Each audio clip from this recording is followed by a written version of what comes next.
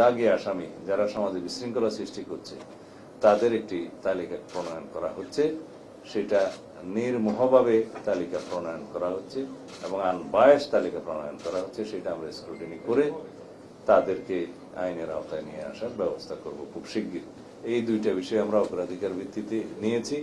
আশা করি এদেশের সকল জনগণ আপনারা সবাই সেটাতে আমরা সহযোগিতা দেবেন এবং সহযোগিতা পাব। আমরা সেই দিকেই যাচ্ছি। আমরা জনগণকে এইভাবে আশ্বস্ত করতে চাই যে আমাদের সর্বোচ্চ প্রচেষ্টা থাকবে যাতে দেশে শান্তি শৃঙ্খলা বজায় থাকে, আইনের শাসন প্রতিষ্ঠা হয় এবং জনমনের স্বস্তি থাকে। এইভাবেই আমরা এগোতে চাই। আশা করি আপনারা এই মেসেজটি সারা জাতিকে দিবেন এবং আপনাদের মাধ্যমে সারা জাতি অবগত হবে। আশা করি আমরা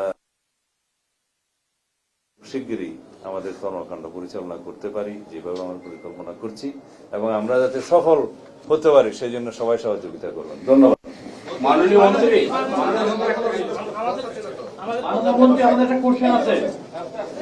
মাননীয় মন্ত্রী, আমরা বিগত সময় দেখছি যে পুলিশের শৃঙ্খলা লক্ষ্যে আপনারা বারবারই বলে গেছেন তারা ফ্যাসিস্ট সরকারের সময় একজন ওসি যদি সরাসরি স্বরাষ্ট্রমন্ত্রীর সাথে যোগাযোগ রাখে সেই ওসির কাছ থেকে জনগণ কি পরিমাণ সহযোগিতা বা প্রত্যাশা করতে পারে তার সাপোর্ট, এই নিয়ম শৃঙ্খলা নিতে পারবেন কিনা? এবং অনেকে হয়রানি করে কোনো জবাবদিহিতা আপনারা দেখতে পাইনি। বর্তমানে কি আমরা অনেকেই বলতে আছে আগের মতো পুলিশ চলে আসছে, আমরা কি আগের পুলিশকে দেখবো না জনবান্ধব পুলিশকে দেখবো, কোনটা নিশ্চিত করবেন? এখন কি আগের সরকার আছে? না, সেটা নিশ্চিত করবেন কিনা? এখন জনগণের সরকার এবং এটি সুষ্ঠু, নিরপেক্ষ, গ্রহণযোগ্য, বিশ্ব স্বীকৃত নির্বাচনের মধ্য দিয়ে গণতান্ত্রিক রাজনৈতিক সরকার প্রতিষ্ঠিত হয়েছে। সুতরাং আগের সাথে তুলনা করলে চলবে না। দ্বিতীয়ত, আমি প্রথম দিনেই মন্ত্রণালয়ে যোগদান করার পরে আপনাদের নিশ্চয়ই মনে আছে বলেছি থাকতে হবে, এস্টাবলিশ করতে হবে। এখন যে প্রশ্ন আপনি তুললেন যে একজন ওসি সরাসরি মন্ত্রীকে ফোন করবে কিনা, সেটা আমরা এলাও করি নাই।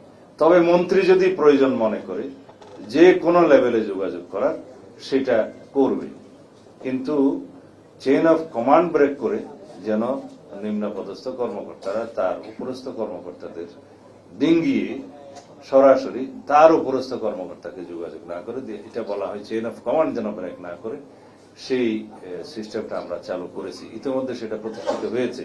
এই মেসেজ আমাদের ডিপার্টমেন্টের সবার কাছে গিয়েছে। তবে পুলিশ কমিশনার বা আইজিপি যদি মনে করে যে কোনো লেভেলে উনি যোগাযোগ করবেন, সেটা করতে হবে কাজের প্রয়োজনে।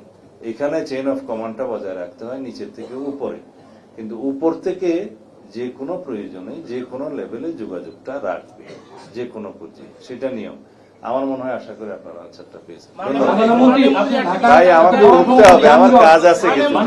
ঢাকার যানজট একটি বড় সমস্যা, এটার ব্যাপারেও আমরা একটা কোশ্চেন আছে। ঢাকার রাস্তার সংখ্যা বাড়ছে না, আয়তন বাড়ছে না, প্রতিদিন ঢাকার রাস্তায় প্রচুর নতুন। আমি বুঝতে পেরেছি। এই ব্যাপারে আমরা একটা সেল গঠন করে দিয়েছি ডিএমপির ক্ষেত্রে। ডিএমপি কমিশনারকে আমরা অনুরোধ করেছি আমাদের যে ট্রাফিক ডিপার্টমেন্ট আছে তাদের সাথে বসে আমরা কিভাবে যানজট কমাতে পারি, তারা এক সপ্তাহের মধ্যে আমাদেরকে একটা রিপোর্ট দিবে। যেমন এখানে ব্যাটারি চালিত রিক্সার সংখ্যা সীমাহীন হয়ে গেছে।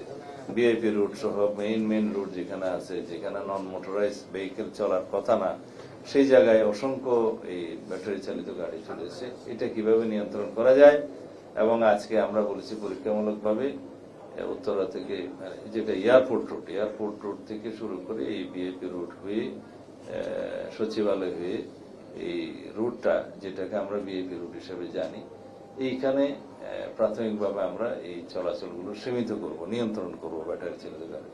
তারপর পরীক্ষামূলকভাবে আরেকটাতে যাবো। গ্রাজুয়ালি এইভাবে আমরা যানজট মুক্ত হওয়ার চেষ্টা করব।